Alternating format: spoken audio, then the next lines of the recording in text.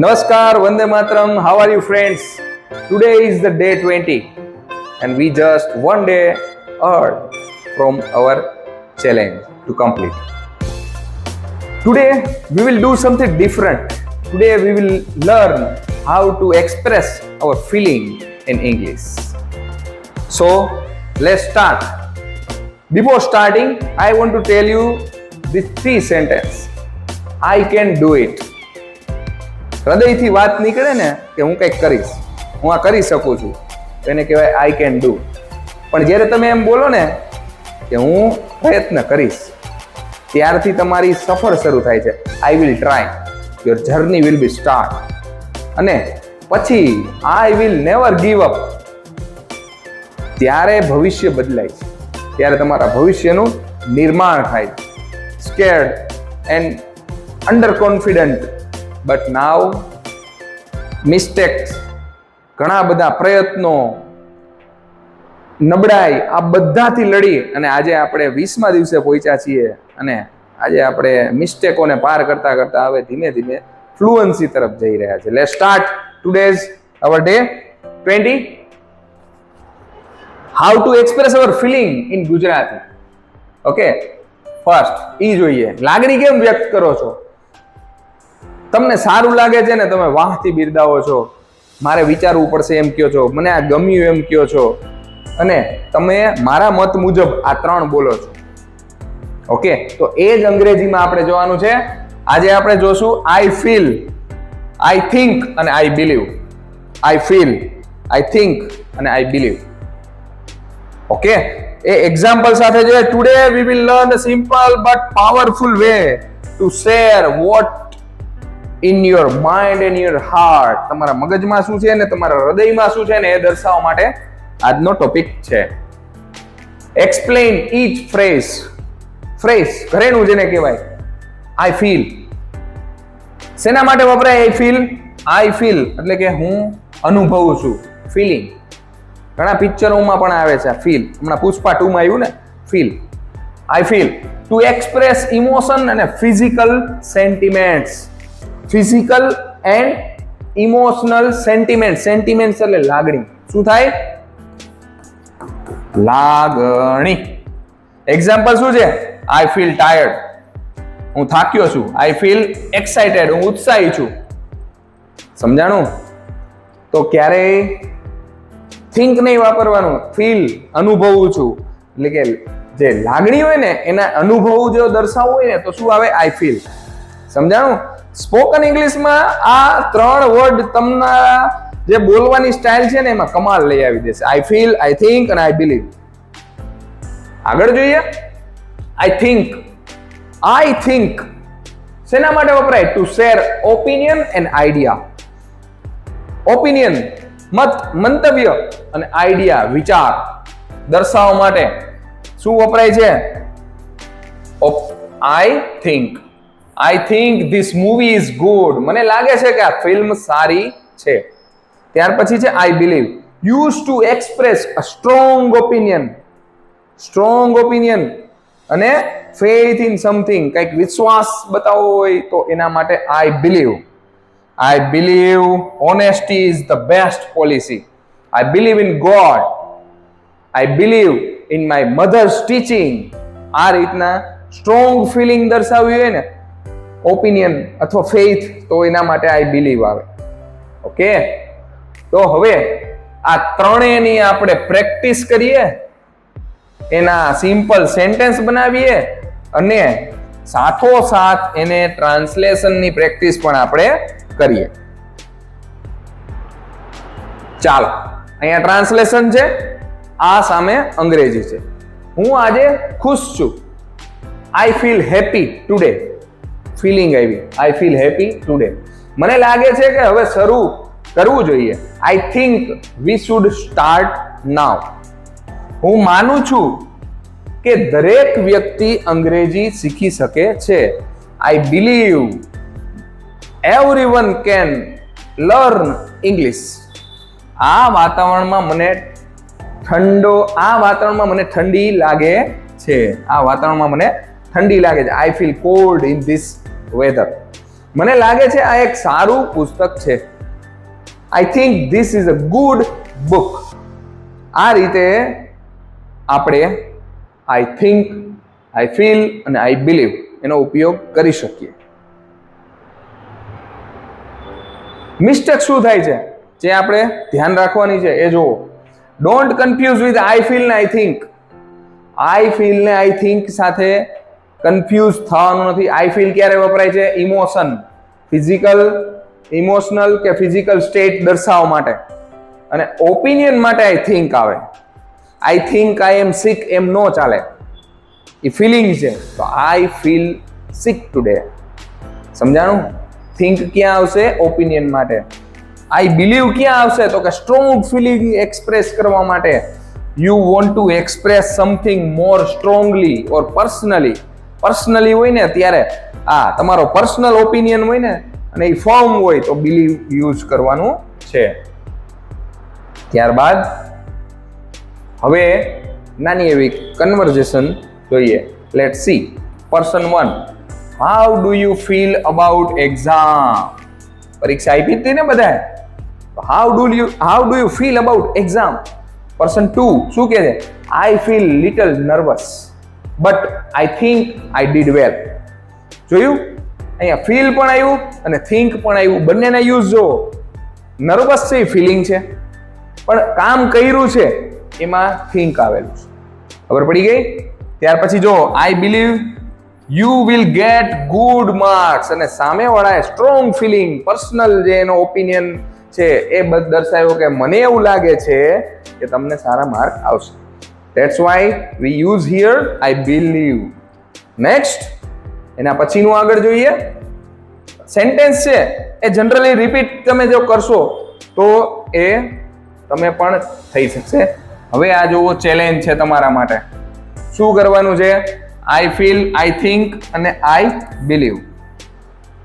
તમારા day to day ની લાઈફમાં જે કન્વર્ઝેશન થતી હોય આ 3 જે કીવર્ડ્સ આપ્યા છે એનો યુઝ કરવાનો છે અને તમારે વાક્ય બોલવાના છે એટલીસ્ટ 5 કરશો ને.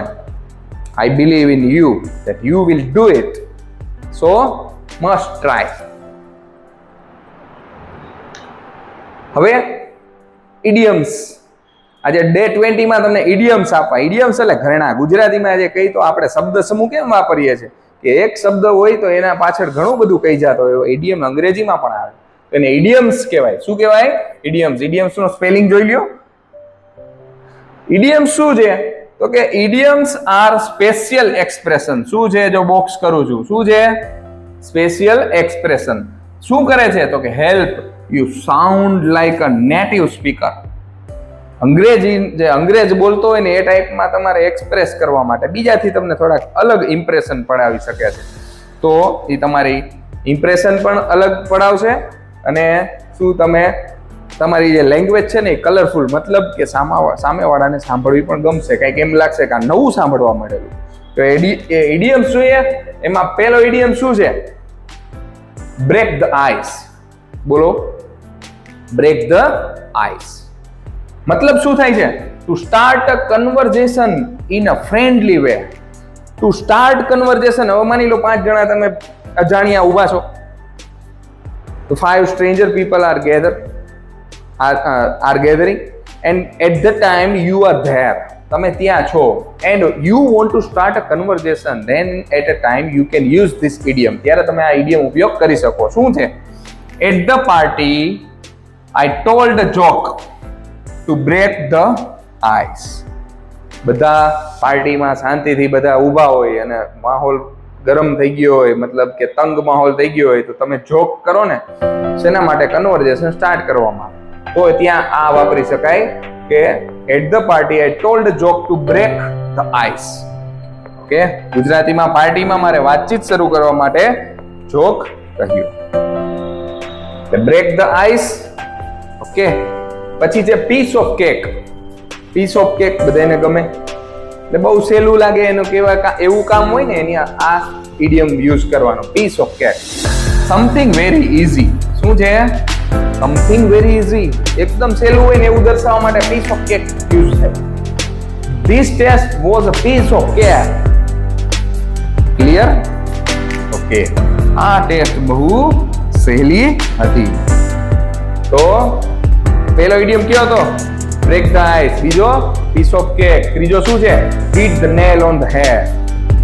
Hit the nail on the હેડ. શું થાય meaning?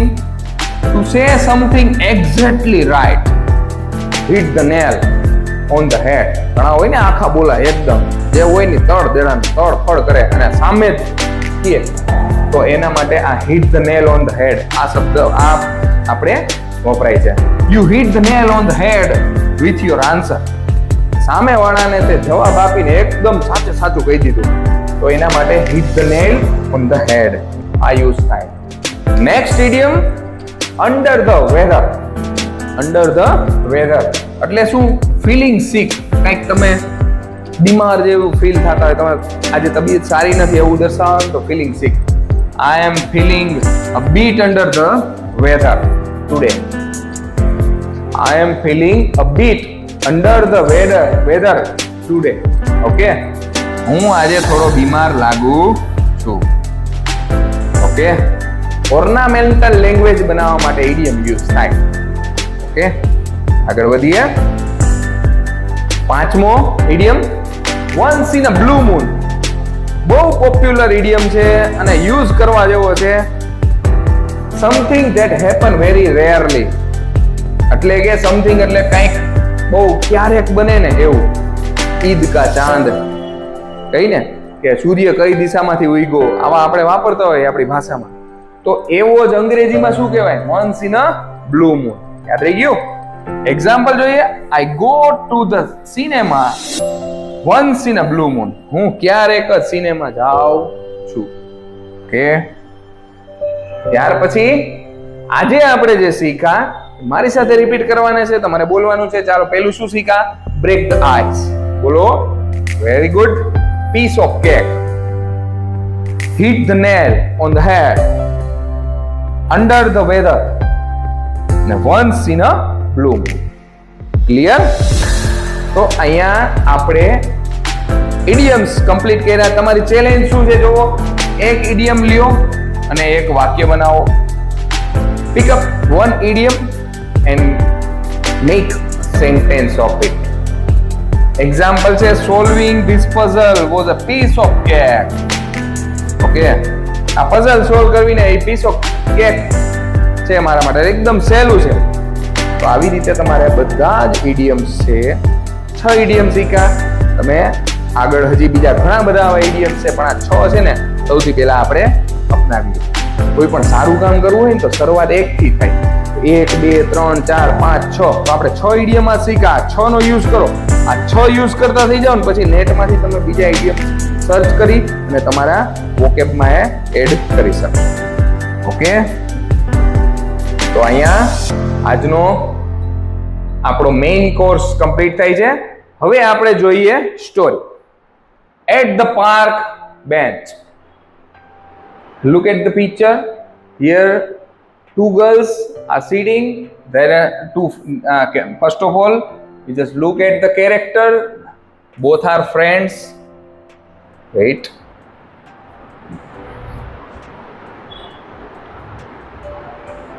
First of all, look at the picture. In this picture, you can see the 2 girls are sitting on the bench and they are friends.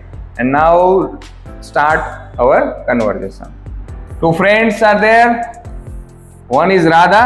Nice breeze today. Cool and light. Park is peaceful. Feel just right.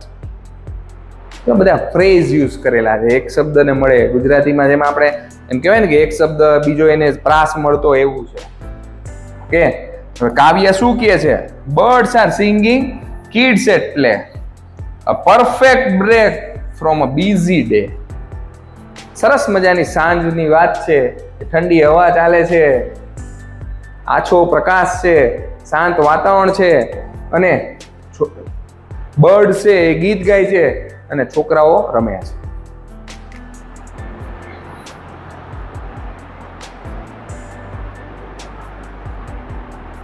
Radha શું કહે છે ત્યાર પછી?